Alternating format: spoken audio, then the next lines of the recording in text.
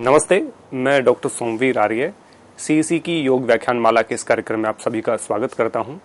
आज बहुत ही महत्वपूर्ण टॉपिक है और सबसे प्रमुख टॉपिक है, या कहें जो बहुत सारे लोग कहते हैं कि ये समझ से बाहर है, इसको कोई समझा दे तो हमें समझ में आ जाए, या लोगों की भांति भांति की प्रतिक्रियाएं या भांति भांति के इसके उपदेश मिलते हैं या उनकी परिभाषाएं मिलती हैं, और वो विषय है समाधि। तो आज हम जानेंगे योग की समाधि। तो आज का हमारा मुख्य विषय रहेगा योग की समाधि क्या है। तो जो टॉपिक में आपने देखा कि योग की समाधि हमने लिखा है, तो ये विषय आता है कि योग से अलावा भी समाधि होती है क्या, या योग की ही समाधि होती है। इस विषय में जब हम जानने का प्रयास करते हैं तो हमें पता चलता है जो हमारा चित्त होता है, समाधि उसका धर्म है। चित्त का धर्म है समाधि, और चित्त की 5 प्रकार की भूमियां हैं, माने 5 प्रकार की अवस्थाएं चित्त की कही गई हैं। उसमें क्षिप्त, मूढ़, विक्षिप्त, एकाग्र और निरुद्ध, ये 5 अवस्थाएं मुख्य रूप से चित्त की कही गई हैं। इन जैसे कि कहा कि चित्त का धर्म है समाधि, तो चित्त का धर्म है तो चित्त की 5 जो अवस्थाएं हैं, 5 जो भूमियां हैं, 5 जो स्टेजेस हैं, उन 5 में समाधि लगती है। क्षिप्त की अलग से समाधि होगी, मूढ़ की अलग से समाधि होगी, विक्षिप्त की अलग से समाधि होगी, एकाग्र की अलग से होगी और निरुद्ध की अलग से होगी।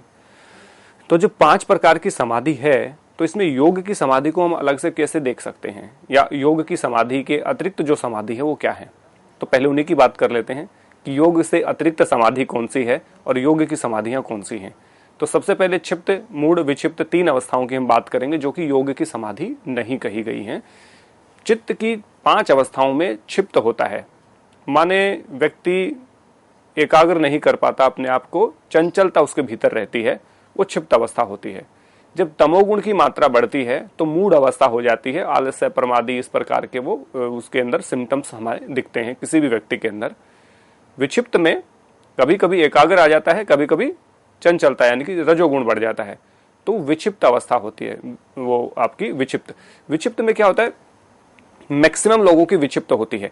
एकदम से कोई मोटिवेशनल स्पीच सुना, एकदम से कोई प्रेरणादायक वाक्य सुना, पढ़ा, और एकदम से हम प्रेरित हो गए, अगले ही क्षण उसको एक्टिवेट नहीं कर पाते, उसमें कंटिन्यू नहीं कर पाते। मान लीजिए कोई किसी ने कहा कि अरे आप बहुत अच्छे टीचर हैं और आप बहुत अच्छे टीचर बन सकते हैं, क्वालिटी है, और आप बोलने का प्रयास करिए, और किसी ने उसको प्रोत्साहित किया, कोई वाक्य उसने पढ़ा, कोई मूवमेंट उसने देख लिया, और वो एकदम से लगता कि हाँ अब मैं बहुत अच्छा टीचर बनूंगा, या बहुत अच्छा व्यवसायी बनूंगा, या बहुत अच्छा प्रैक्टिशनर बनूंगा, और अगले ही क्षण या कुछ समय बाद उसकी वो बातें, वो जो प्रेरणा थी वो हवा हवाई हो जाती है।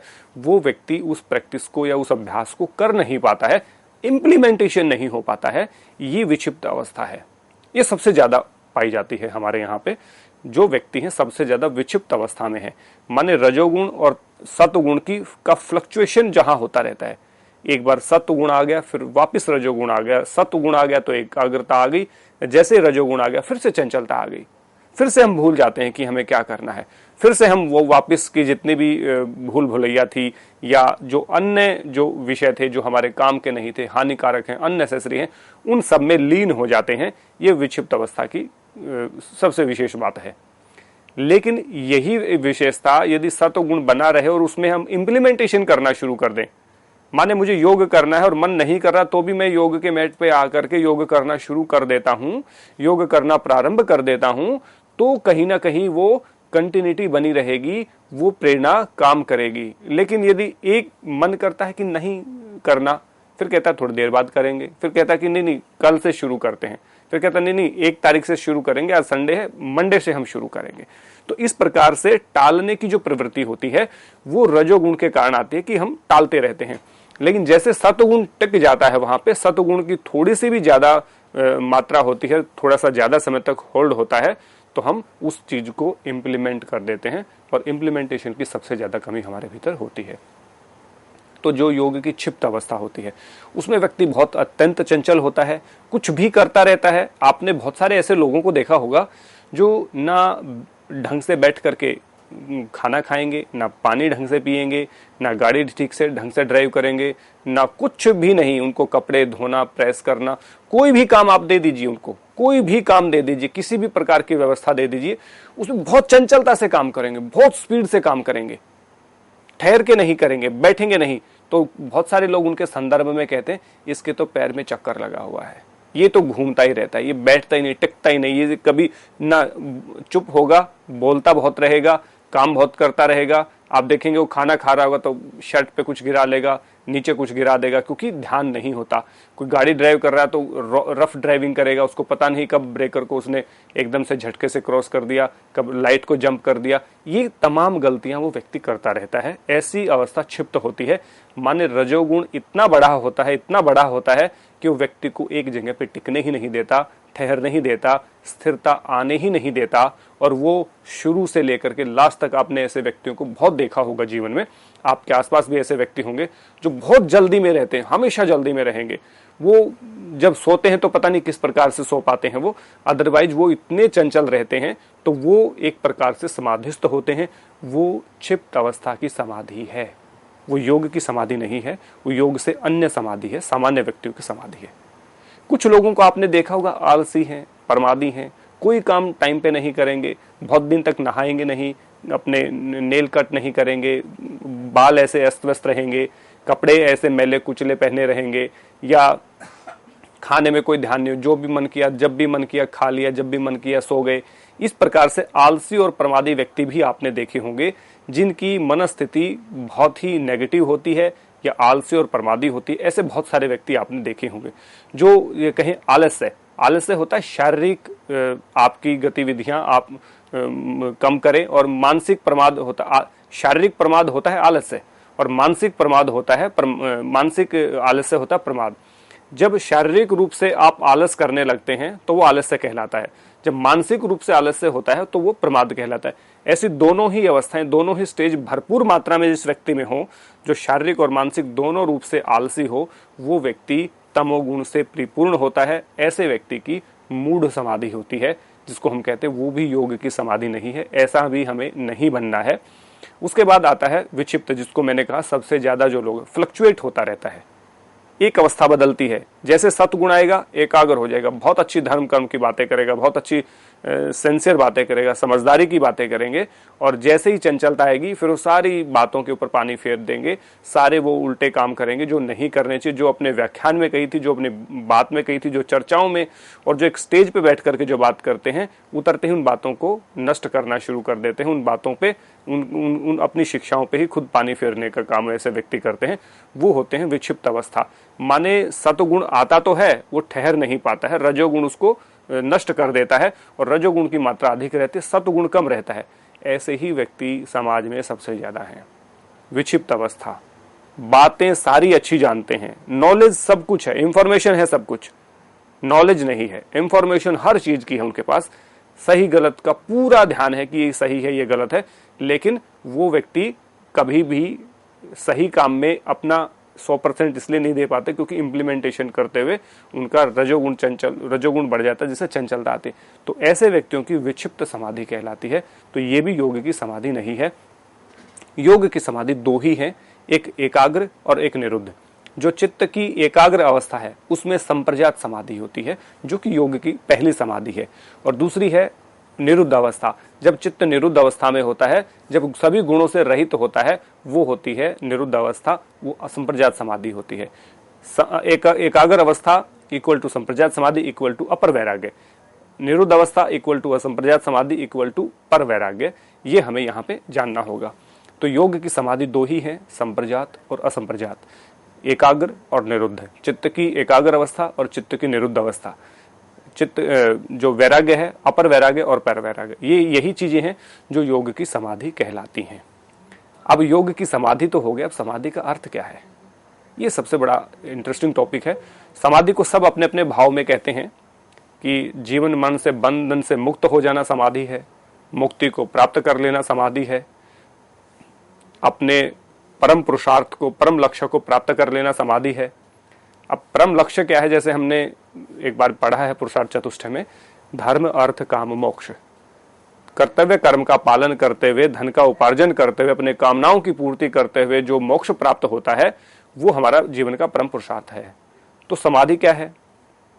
समाधि मोक्ष प्राप्ति का अंतिम साधन है। अष्टांग योग की बात करें तो यम, नियम, आसन, प्राणायाम, प्रत्याहार, धारणा, ध्यान, समाधि।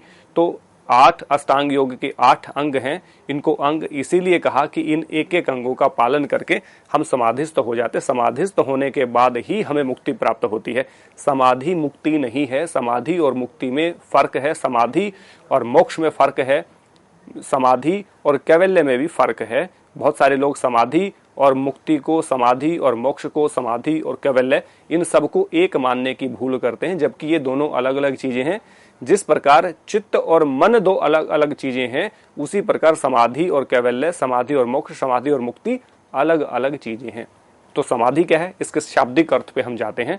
तो समाधि जो शब्द है वो 2 शब्दों से मिलकर के बना है, सम और अधि। इन 2 शब्दों के मिश्रण से समाधि शब्द की उत्पत्ति हुई है। सम का अर्थ समान या समभाव से युक्त होकर, अधि यानी कि परम चेतना में अधिष्ठित या स्थापित हो जाना, किसी चीज में अधिष्ठित होना, स्थापित होना, स्थित हो जाना। तो इसका पूरा अर्थ क्या हुआ? पूरी तरह से समभाव से युक्त होकर परम चेतना में स्थित हो जाना ही समाधि कहलाती है। माने जब व्यक्ति समाधान की तरफ अग्रेसित हो जाता है, जब व्यक्ति के पास समाधान हो जाता है, समाधि को आप समाधान की दृष्टि से भी देख सकते हैं। समाधि का अर्थ है समाधान। जब समस्याएं तो हर व्यक्ति के पास हैं और वो जीवन पर्यंत रहेंगी, लेकिन समाधान कुछ व्यक्तियों के पास है। समस्याएं पैदा करना तो आम बात है, आज समस्या नहीं भी है तो भी हम पैदा कर लेते हैं, क्रिएट कर लेते हैं उन चीजों को, लेकिन उनका समाधान सबसे इंपॉर्टेंट है। और समाधान समाधि की अवस्था में ही आता है। और समाधि कब प्राप्त होती है? जब हम पूरी तरह से यम, नियम, आसन, प्राणायाम, प्रत्याहार, धारणा, ध्यान, इन सब का पालन कर चुके हैं, तब समाधान की अवस्था आती है। कोई भी एक ऐसा उपाय नहीं है कि जिसे डायरेक्ट समाधि के पास पहुंचा जा सके। समाधि को प्राप्त करने के लिए आपको मेहनत करनी पड़ेगी। यदि आप नव अभ्यासी हैं तो आपको अष्टांग योग मार्ग का पालन करना पड़ेगा। यदि आप मध्यम स्तर के अधिकारी हैं तो आपको क्रिया योग का पालन करना पड़ेगा। यदि आप उत्तम दर्जे के या उत्तम स्तर के अधिकारी हैं और बहुत पूर्व जन्म के संस्कार आपके प्रभावी हैं, तो आप केवल अभ्यास, वैराग्य, चित्त प्रसादन के उपाय या केवल ईश्वर प्रणिधान से भी समाधि को प्राप्त कर पाएंगे। ये यहाँ पे कहा। तो समाधि को प्राप्त करने के 3 तरीके हैं, अष्टांग योग, क्रिया योग, अभ्यास, वैराग्य और ईश्वर प्रणिधान। 4 प्रकार के मुख्य रूप से हम तरीके बात कर सकते हैं। तो जिनमें सबसे नव अभ्यासी जो प्रैक्टिशनर है, बिगनर्स हैं, जिनका पूर्व का कोई अभ्यास नहीं है और योग के बारे में बहुत विशेष जानकारी नहीं है, लेकिन वो व्यक्ति अष्टांग योग का मार्ग अपनाए। लेकिन जो व्यक्ति ऑलरेडी यम नियम का पालन करते हैं, आसन, समाधि, ये सारी चीजें उनके व्यवहार में है, तो ऐसे व्यक्ति को हम देखते हैं ना, कहते हैं अरे ये तो बड़ा शांत है, धीर है, गंभीर है, कभी भी हिंसा नहीं करता, क्रोधित नहीं होता, लालच कभी नहीं आता। ऐसे व्यक्ति केवल तप, स्वाध्याय और ईश्वर प्रणिधान माने क्रिया योग के माध्यम से भी समाधि को प्राप्त कर सकते हैं। और जो व्यक्ति इनसे भी ऊंचे स्तर के होते हैं, वो व्यक्ति केवल अभ्यास, वैराग्य या केवल ईश्वर प्रणिधान से भी समाधि को प्राप्त कर लेंगे। तो समाधि का मतलब समाधान है। जब व्यक्ति के पास सभी विषयों का, सभी समस्याओं का समाधान होता है। देखिए यहाँ पे भी समाधान है। ये कभी नहीं कहा गया कि समस्या ही समाप्त हो जाए। हम परमात्मा से प्रार्थना करते हैं कि कोई विकट परिस्थिति हमारे सामने ना आए। कभी भी ऐसी मांग ना करें, क्योंकि इस विकट परिस्थिति तो आएगी। सम और विषम, अनुकूल और प्रतिकूल, कंफर्टेबल और अनकंफर्टेबल दोनों ही सिचुएशन आपके जीवन में आएंगे, वो अवश्य आएंगी और आना भी चाहिए। लेकिन उसमें आप डील कैसे करते हैं, आपकी मनस्थिति कैसी होती है, आपका व्यवहार कैसा होता है। ध्यान का अभ्यास एकांत में अवश्य होता है, या आप कहीं आश्रम में जाएं, कोई आप योग का अभ्यास करें, कोई साधना का अभ्यास करें, वो एकांत में अवश्य होता है। लेकिन उसका परीक्षण हमेशा भीड़ में होता है। एक समाधिस्थ व्यक्ति, एक योग करने वाला व्यक्ति, एक यम नियम का पालन करने वाला व्यक्ति जब भीड़ में आता है और इस तरह के व्यक्तियों से टकराता है जिनका योग से कोई वास्ता नहीं है, या जो दुष्ट हैं, कपटी हैं, या बिना बात के लड़ना शुरू कर देते हैं, उनमें आकर के उसके योग की अभ्यास का जो परीक्षण है वो वहां पर आकर के होता है कि इसने सच में हिंसा का त्याग कर दिया क्या सच में सत्य बोलता है, क्या ये वास्तव में अस्ते यानी कि चोरी का त्याग इसने कर दिया है, या क्या वास्तव में ब्रह्मचर्य का पालन कर रहा है। उसके पास ऐसे अनेकों अवसर आते हैं कि वो अपनी प्रतिज्ञा को, वो अपने यम नियम को तोड़ सकता है, या तोड़ने का उसका मन करे लेकिन फिर भी वो ना तोड़े। ऐसा माहौल हमें जब मिलता है, उस माहौल में हमारा सही परीक्षण होता है। जैसे कहें तो सेना का, पुलिस का जो अभ्यास देखते हैं आप, ट्रेनिंग होती है 9 महीने की, 12 महीने की, वो ट्रेनिंग कहाँ होती है? वो ट्रेनिंग तो काल्पनिक होती है। उस ट्रेनिंग में बहुत सारी चीजें सिखाई जाती हैं, लेकिन उसका इम्प्लीमेंटेशन कहाँ होता है? जब युद्ध का मैदान होता है, कोई अराजकता का माहौल होता है, तो वहां हमारी फोर्सेज उसका असली परीक्षण होता है कि आपने क्या सीखा। मैं जब भी हरिद्वार जाता हूं तो रास्ते में एक रुड़की स्टेशन आता है, तो रुड़की स्टेशन है, वो जंक्शन भी है पूरा बहुत बड़ा, और वहां पे आर्मी का बहुत बड़ा सेंटर है। बहुत पुराने सेंटरों में एक सेंटर है रुड़की। तो वहां पे एक ध्येय वाक्य में हमेशा पढ़ता हूं कि ट्रेनिंग में पसीना बहाओ, लड़ाई में खून बचाओ। ये एक वहां वाक्य लिखा है। आप जब भी जाएंगे तो लेफ्ट साइड की दीवार पे आपको पढ़ने को मिलेगा, और बहुत अच्छा वाक्य है कि जब आप प्रैक्टिस में पसीना बहा देते हैं तो लड़ाई में आपका खून बचता है। माने जब आप प्रैक्टिस अच्छी कर लेते हैं तो जब विकट परिस्थिति आती है तो आप अपने आप को सुरक्षित रख सकते हैं। जब आप एक योग का अभ्यास करते हैं, योग के अभ्यासी होते हैं, यम नियम का पालन करते हैं और अच्छे से करते हैं, पूरी तन्मयता के साथ करते हैं, पूरी आरूढ़ होकर के करते हैं, तो जब विकट परिस्थिति आती है, हिंसा करने का अवसर आता है या हिंसा की नौबत आती है और वहां पर आप हिंसा का त्याग कर देते हैं, वो है आपका खून बचाना, वो है आपका अनकंफर्टेबल सिचुएशन से बचकर बाहर निकल जाना, बिल्कुल विकट से विकट परिस्थिति में भी। तो ये जो मैंने वाक्य पढ़ा, इसको मैं योग से इसलिए रिलेट कर पा रहा हूं कि यदि आप अभ्यास में अपना समय अच्छा व्यतीत करेंगे, अभ्यास में पूरी तन्मयता के साथ आरूढ़ होकर के, पूरे मनोभाव के साथ यदि आप प्रैक्टिस करते हैं, अभ्यास करते हैं किसी भी योग का, आसन का, प्राणायाम का, यम का, नियम का, वो आपको विकट परिस्थिति जब होती है, जब आपके अनुरूप माहौल नहीं होता, उसमें आपको बच करके, उसमें आपको बचा करके बाहर ले जाने का काम करता है। वो समाधि है, वो समाधान है। तो समाधि का अर्थ है समाधान। दूसरे अर्थों में बहुत सारे लोग कहते हैं कि बुद्धि का सम अवस्था में हो जाना। बुद्धि जब सम हो जाती है तो समाधान वाली हो जाती है, और बुद्धि में यदि इम्बैलेंस होता है तो बुद्धि की उत्कृष्ट अवस्था नहीं आती, विवेक ख्याति कभी प्राप्त नहीं होगी, और विवेक ख्याति बुद्धि की उत्कृष्ट और उन्नत अवस्था होती है। तो ये भी कहा जा सकता है कि जब बुद्धि की सामान्य साम्य अवस्था हो जाए या बुद्धि की उन्नत अवस्था हो जाए, बुद्धि सम हो जाए, बुद्धि हमारा समान रूप से काम करना शुरू कर दे, वो समाधि है। और यदि मैं गीता की परिभाषा की यहाँ पे बात करूं तो गीता की परिभाषा में कहा समत्वम योग उच्यते, समता का भाव पैदा करना। और समता का भाव कहाँ पैदा करना? क्या केवल मन में पैदा करना है?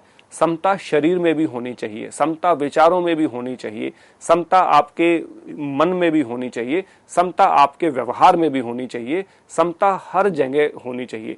समता का मतलब समान भाव, जीत में, हार में, लाभ में, हानि में, अनुकूलता में, प्रतिकूलता में, सुख में, दुख में, इन सब में समान भाव।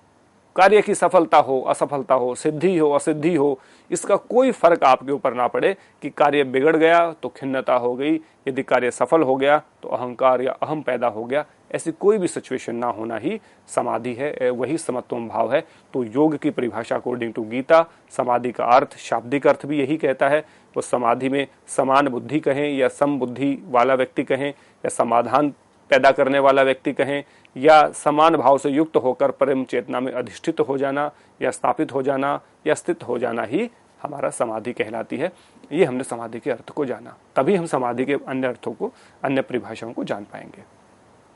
तो समाधि के अर्थ के बाद अब हम चलते हैं आगे संप्रजात समाधि के भेद। दो प्रकार की मुख्य रूप से समाधि होती है, संप्रजात और असंप्रजात। तो पहले हम संप्रजात समाधि के भेद को पढ़ेंगे, उसके बाद असंप्रजात समाधि को जानेंगे, फिर हम एक धर्मवेग समाधि है उसके बारे में भी जानेंगे, और उसके बाद हम जानेंगे कि संप्रजात समाधि के बाद कैसी सिचुएशन आती है, कैसी अवस्था होती है, और यदि संप्रजात या असंप्रजात कोई समाधि की अवस्था नहीं होती तो किस प्रकार से हम एक सामान्य जीवन में, किस प्रकार से वृत्तियों के अनुसार अपने जीवन में को जी रहे होते हैं, वो अवस्था आती है। और एक जानने का प्रयास करेंगे कि धर्म में एक समाधि को सर्वोच्च समाधि कहा गया है, क्या वो संप्रजात से ऊपर है, क्या वो असंप्रजात से ऊपर है, क्या दोनों के बीच की सिचुएशन है, या इन दोनों में उसका स्थान कहाँ है, या उसको उस कैटेगरी में हम काउंट कर सकते हैं कि नहीं कर सकते। तो इस पूरे व्याख्यान में समाधि को का विस्तृत विवेचन हम कर रहे हैं। तो समाधि को ठीक से जानने के लिए इसको आप अच्छे से नोट डाउन करें, इसको समझने का प्रयास करें। संप्रजात समाधि के भेद। तो दो समाधि मुख्य रूप से कही, संप्रजात और असंप्रजात। संप्रजात कौन सी है? जिसमें चित्त की एकाग्र अवस्था होती है। चित्त की एकाग्र अवस्था माने अपर वैराग्य जब होता है, जिसको सबीज समाधि भी कहा है, अनेकों नाम इसके लिए जा सकते हैं। संप्रजात समाधि का सूत्र क्या है? योग दर्शन के पहले पाद समाधि पाद का 17वां सूत्र कहता है, वितर्क विचार आनंद अस्मिता रूपानुगमात संप्रजात है। वितर्क, विचार, आनंद और अस्मिता, ये चार प्रकार हैं। वितर्क संप्रजात, विचार संप्रजात, आनंद संप्रजात और अस्मिता संप्रजात, ये चार प्रकार की समाधि मुख्य रूप से कही गई है। इनसे मिली जुली अवस्था को ही संप्रजात कहते हैं। इसको एक एक शब्दार्थ को जानने का प्रयास करते हैं। वितर्क समाधि क्या होती है? स्थूल भूतों का जब साक्षात्कार होता है। अब स्थूल भूत क्या होते हैं? स्थूल भूत होते हैं हमारे पंच महाभूत, पृथ्वी, जल, अग्नि, वायु, आकाश, ये स्थूल भूत कहे गए हैं। जब कोई साधक इन सभी 5 स्थूल भूतों का साक्षात्कार कर लेता है, इनको ठीक ठीक जान लेता है। अब साक्षात्कार का अर्थ क्या होता है? इनको पूरी तरह से जान लेना, पूरी इनकी डिटेल्ड में जानकारी ले लेना, इनके बारे में पूरी नॉलेज आपको हो जाए, उसको कहते हैं साक्षात्कार। विचार समाधि क्या है? सूक्ष्म भूतों या तन्मात्राओं का साक्षात्कार करना। विचार का मतलब सूक्ष्म भूत। अब सूक्ष्म भूत क्या होते हैं? जैसे स्थूल भूत हैं, उन्हीं के सूक्ष्म भूत होते हैं। अब जैसे पृथ्वी स्थूल भूत है, उसका सूक्ष्म भूत क्या हुआ? उसका सूक्ष्म भूत हुआ गंध। अब जल है, वो स्थूल भूत है, उसका सूक्ष्म भूत हुआ रस। अब अग्नि जो है वो क्या है? अग्नि का है रूप, जो सूक्ष्म भूत है, क्योंकि अग्नि स्थूल भूत है। उसके बाद वायु है, वायु का है स्पर्श, और आकाश का है शब्द। तो इस प्रकार से जो सूक्ष्म भूत है, इनको दूसरी भाषा में तन्मात्राएं भी कहा जाता है। तो जब एक व्यक्ति स्थूल भूतों के बाद सूक्ष्म भूतों का साक्षात्कार कर लेता है, उनको ठीक ठीक जान लेता है, उसको हम कहते हैं विचार समाधि। इसके बाद आनंद समाधि है, इंद्रियों का साक्षात्कार करना। अब इंद्रियां क्या होती है? इंद्रियों में मन भी शामिल होता है साथ में, क्योंकि इंद्रियों में 5 कर्मेंद्रियां, 5 ज्ञानेंद्रियां होती हैं और 11वां मन होता है। जब व्यक्ति, क्योंकि कोई भी आनंद या कोई भी भोगने की कोई चीज है, वो इंद्रियों से भोगी जाएगी।